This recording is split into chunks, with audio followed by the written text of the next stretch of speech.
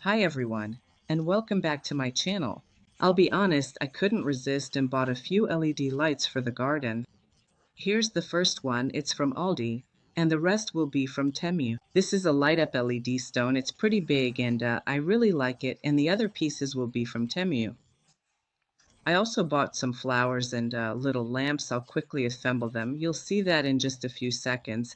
And then I'll take them out to the garden, and later tonight I'll come back so you can see what they actually look like in real life and how much light they give off at night.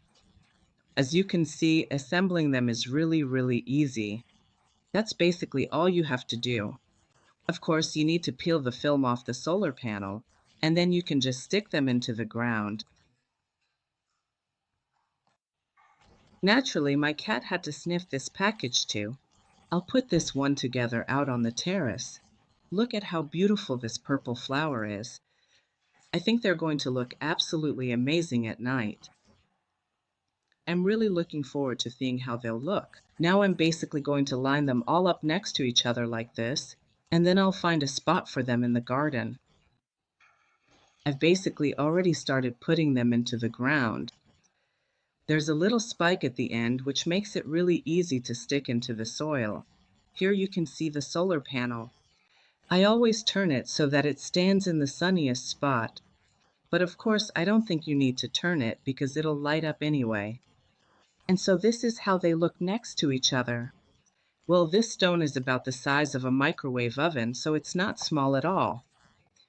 In the meantime, I also put in all these little lights so that at night they'll nicely illuminate the wall of the house. I'm really curious to see what it's going to look like. At times like this, it's really hard to wait for evening to come. I can hardly wait for it to start getting dark so the lights will show. Well, it's evening now, so you can see what the final result looks like. I'll make another recording later when it's really dark at night. But you can see how incredibly beautiful they are. Just look at how gorgeous this flower is up close.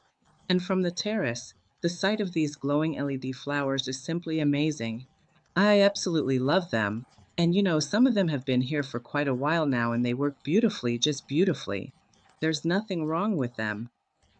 They've already been through rain, there's been bad weather too, and every evening they turn on beautifully and shine until morning.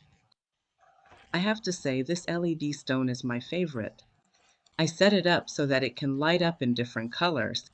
By the way, the camera doesn't do justice to how amazing it looks in real life.